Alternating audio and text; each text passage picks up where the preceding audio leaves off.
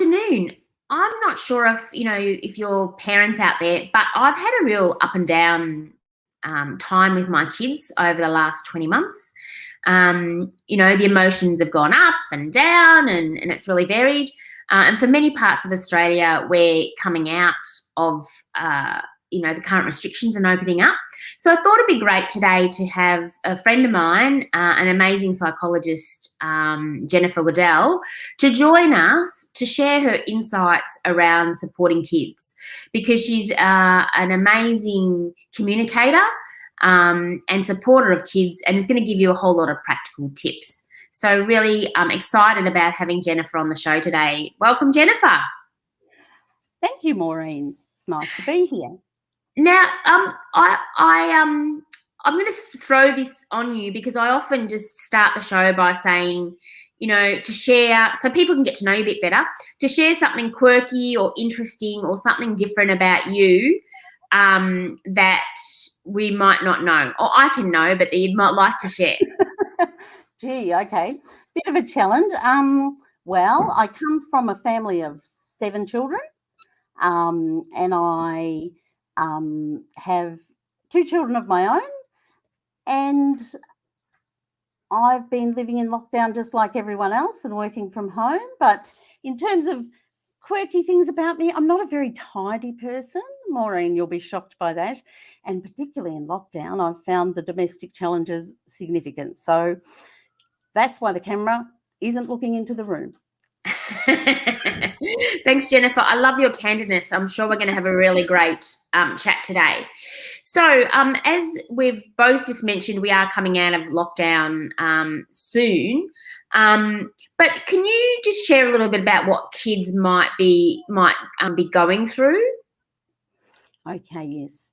So I think one of the things that has happened with the pandemic is that it's happened little by little, and we haven't really thought about it as a disaster, if you like, a natural disaster, which is what it is. And when we think about bushfires, or we think about those sorts of events, we assume that there will be impact and there will be trauma and that kids will need support.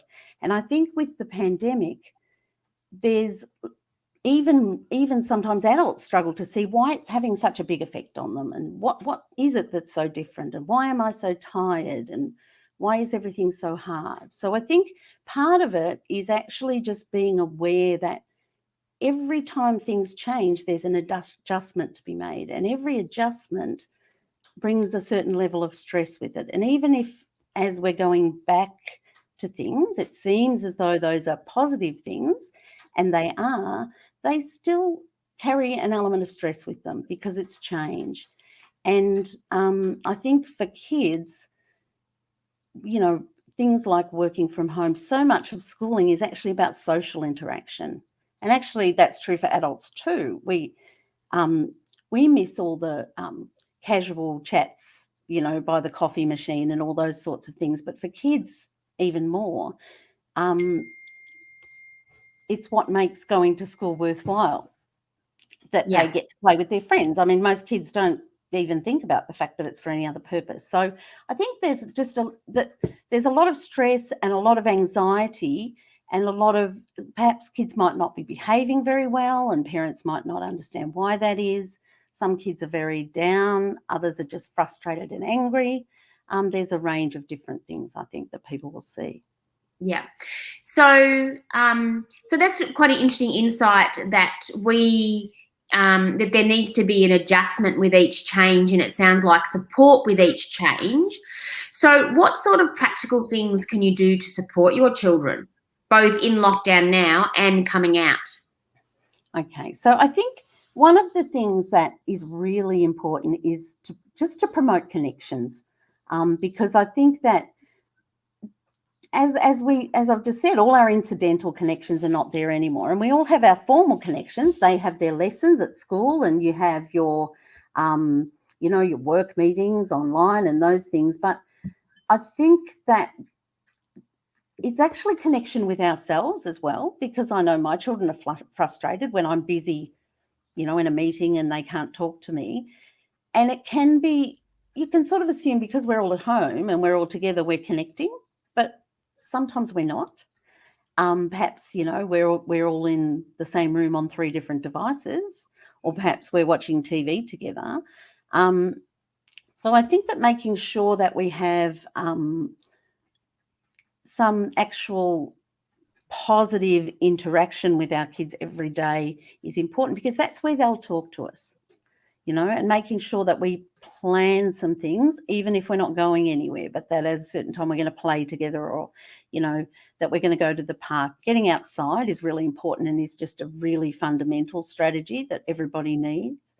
And I think all transitions, the little ones during the day and the big ones as we start to go back, actually need to be acknowledged that they are transitions and talked about, you know. So when the school day's over or when the work day's over, I find it's good for me to say that I'm finished now. Okay, I'm done now. I'm yours now. And likewise, when you're talking about going back to school, and for my kids, it's in 2 weeks' time, I've already had a conversation with them about the fact that that's coming, and we talk about it occasionally, and you know, they raise little things along the way that perhaps might be on their mind about that you might not think of, you know, that are important to them. Yeah. So what sort of things might they raise that you go, oh, actually, I should really engage around this? Okay. So, for example, if there's been a lot of kids don't get on as well with their friends online as they do in person. So if there's I been can relate to that. online, all right, they might be worried about whether they're still going to be friends when they go back to school. You know, that's one of the things that can come up. Another thing is I might be really far behind in my work, particularly if your child hasn't engaged particularly well with online learning, remote learning, which one of mine hasn't. He's got a lot of anxiety about being behind when he goes back to school. Now, he's in grade 4, and I know that his teachers know that kids have engaged with remote learning at all different levels, and I also know that there's, you know, plans in place to support kids who are behind, but they don't necessarily know that they're not going to go back on day 1 and be told, you know, okay, now we're doing this in maths, and if you've missed that work, that's it, you know, you'll never have a chance to catch up. So I think sometimes it's just there's anxiety about being separated sometimes from you. So if they've got used to having you around all the time, and so a strategy you can use for that is to start, depending on the age of your children, obviously. If you've got very young children, it's different. My youngest is 10. So, you know, it's to start saying, all right, I'm going for a walk for half an hour, and just not being around every second of every day. Or, you know, encouraging him to go on a bike ride, perhaps with his brother, so that he's not expecting to have me available to him every minute of every day. So they just, I think, need to air those things that we haven't necessarily seen as big issues, because, you know, I mean, even getting to and from school has not been something they've had to do themselves for a long time. Do they still feel confident to do whatever it is they used to do, to ride their bike to school, or to walk to school, or to go to the neighbour's house, or to get on the bus, or whatever it is? Just, you know, do they know where their stuff is? All those really, you know, I know that nothing terrible is going to happen if he doesn't have, you know, his library book with him on the first day back, or whatever it is, you know, his reading folder, but I think all those little things can be sources of anxiety for kids. Yeah. So in terms of what I'm always grappling with is the timing of things. So, for instance, last week I said, Flynn, it's time for your music, you know, because he's doing piano lessons since lockdown, and he just freaked, and because I didn't give him enough time.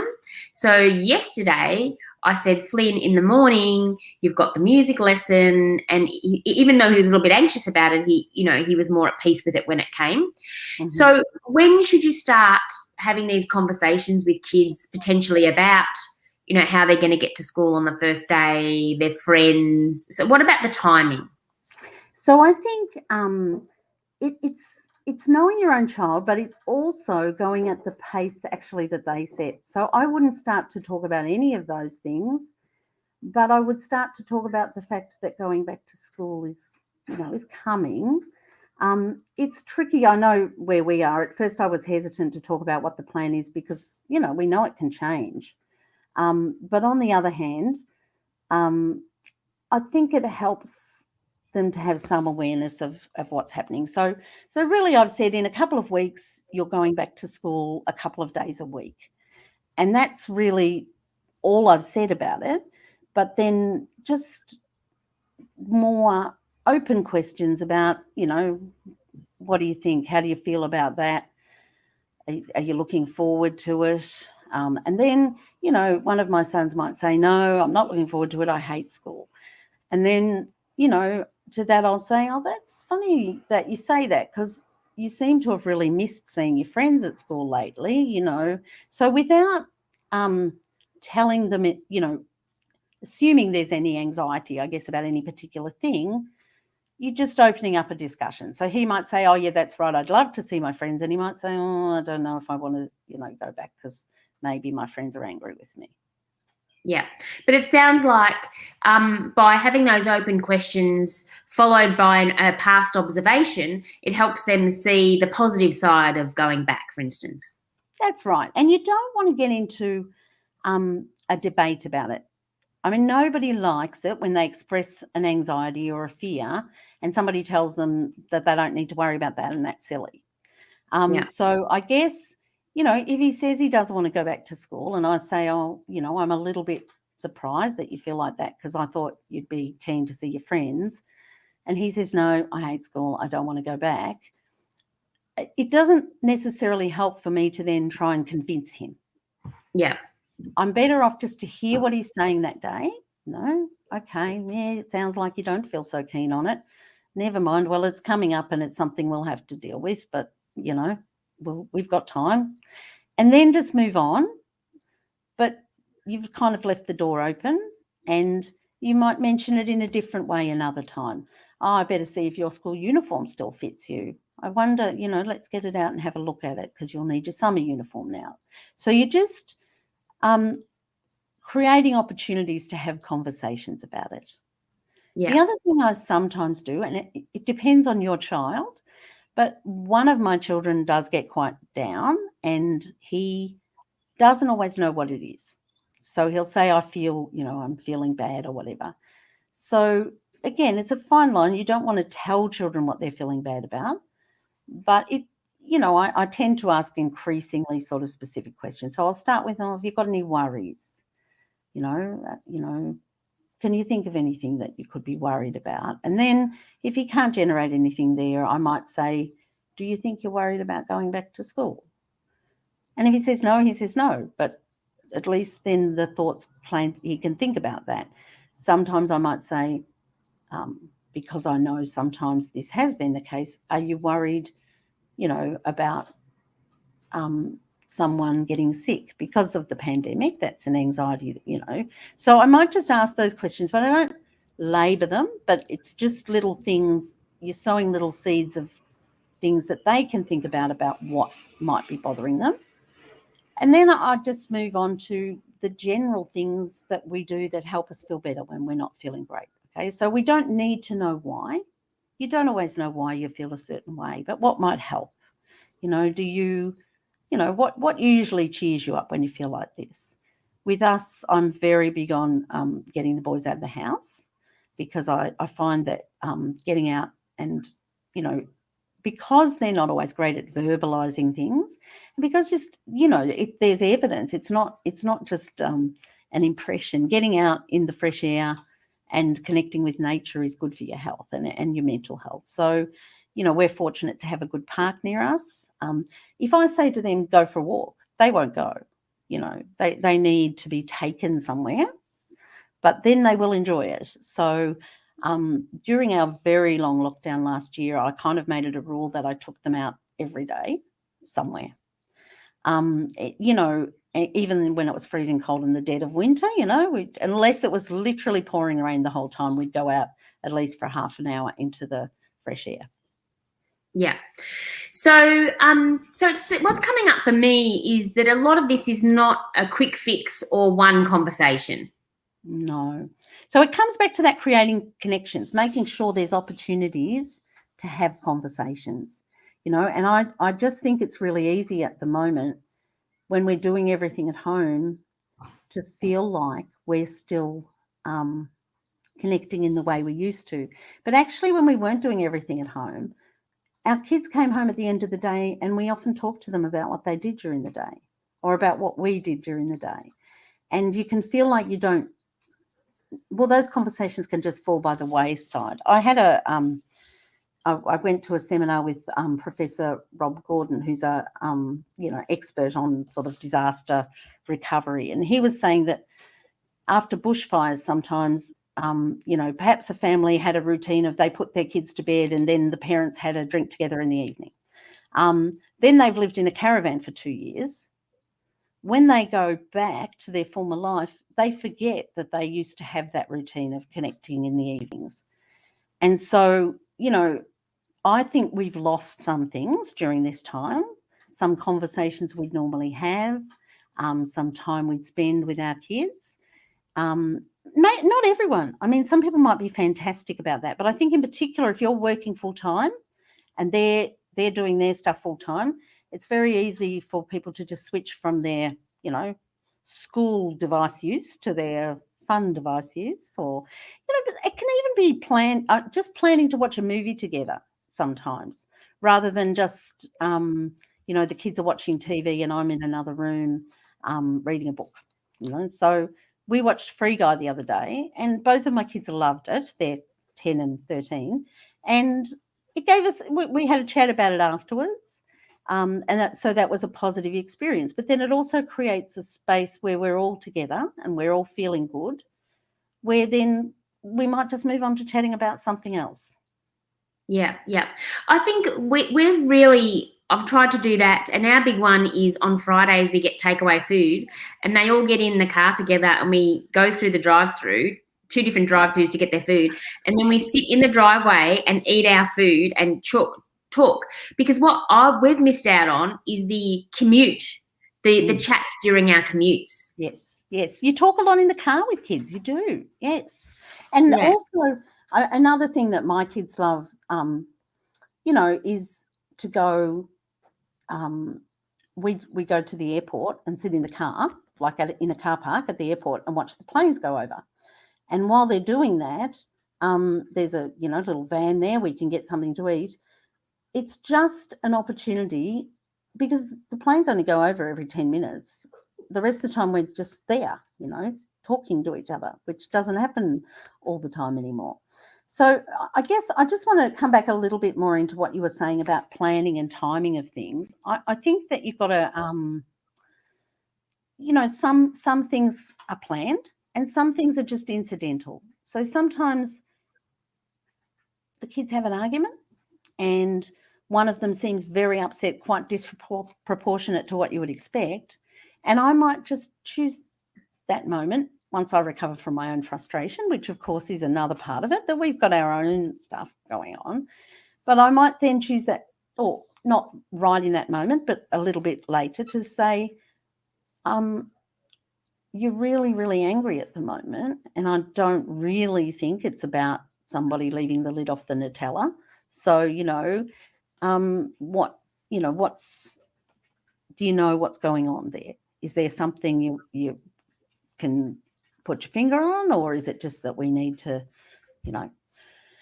think about it for a while or do some activity? I also think where you can, if you can catch up with people socially, so before the kids go back to school, if you can organise a play at a park, that sort of thing can be really, really good for them too, just to re-establish some of those connections.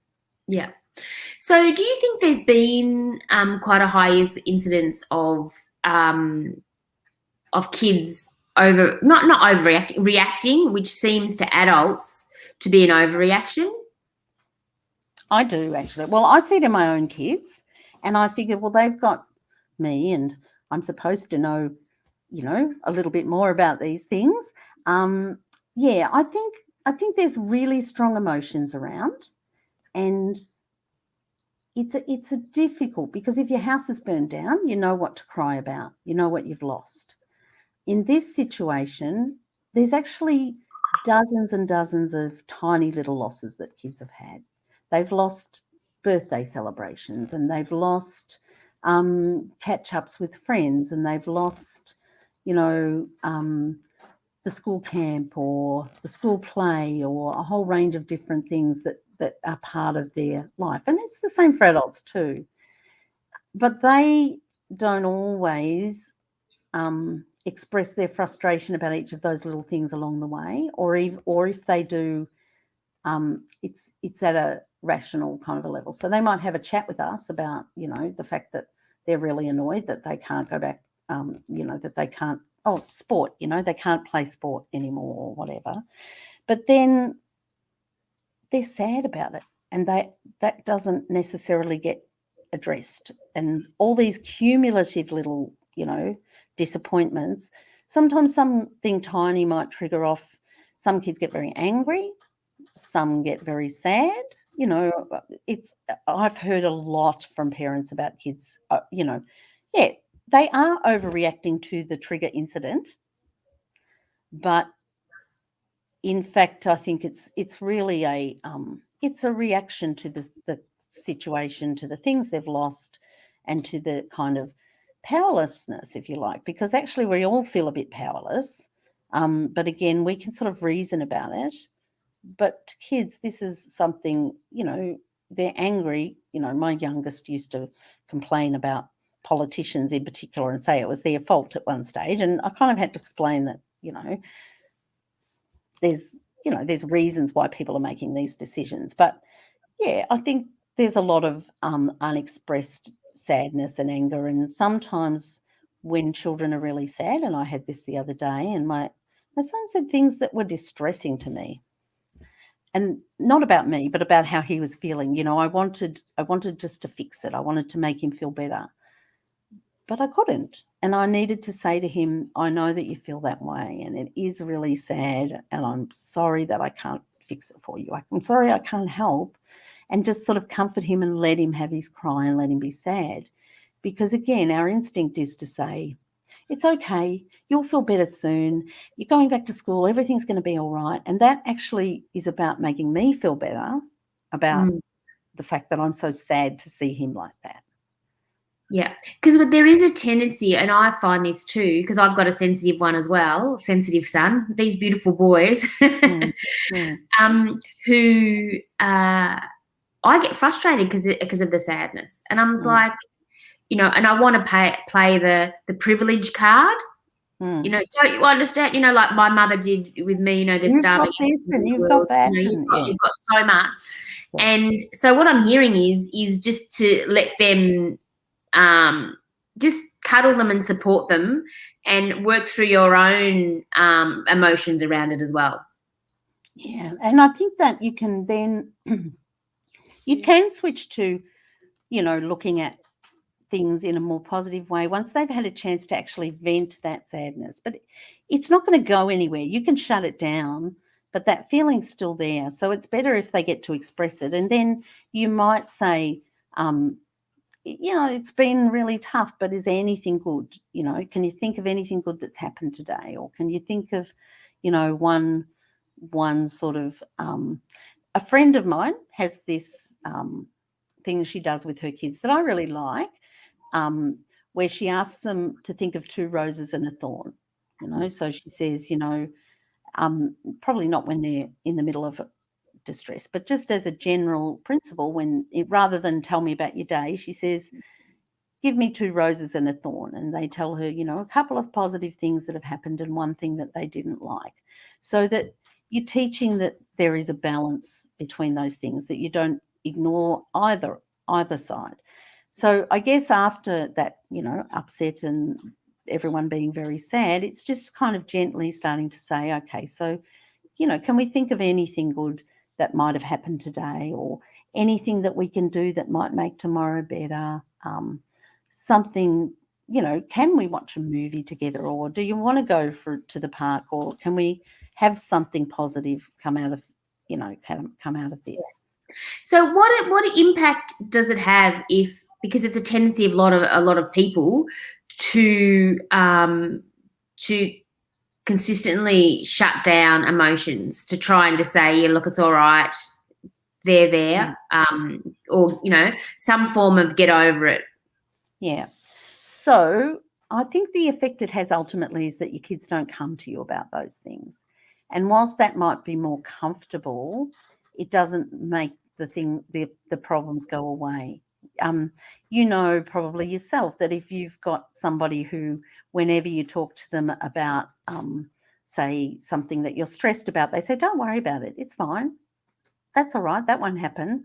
You kind of, when you're feeling bad and you reach for the phone, you think, oh, I'm not going to call that person. I'll call someone else.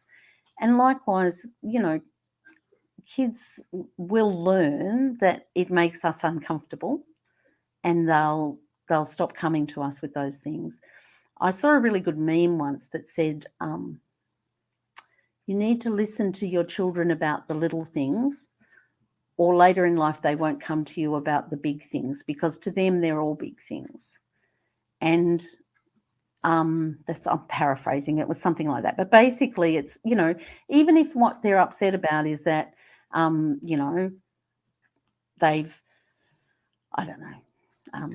Their sister keeps taking the lounge room. Yes, that's right. Something really trivial. If you don't listen to that at an emotional level, it doesn't mean that you have to agree with them, but at least listen to the sadness and the frustration and whatever. Then, later on in life, the sadness and frustration will be about bigger things. And if they've learned the lesson that there's no value in coming to talk to us, then that's going to be, that's going to leave them with less support and us with less connection to them. Yeah, great.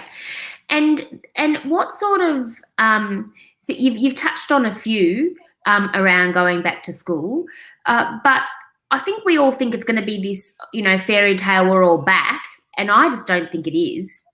I think there's going to be, so are there any tips on, so you've done the preparation for going back, but once they do go back, what sort of things can we do and continue to do to support them?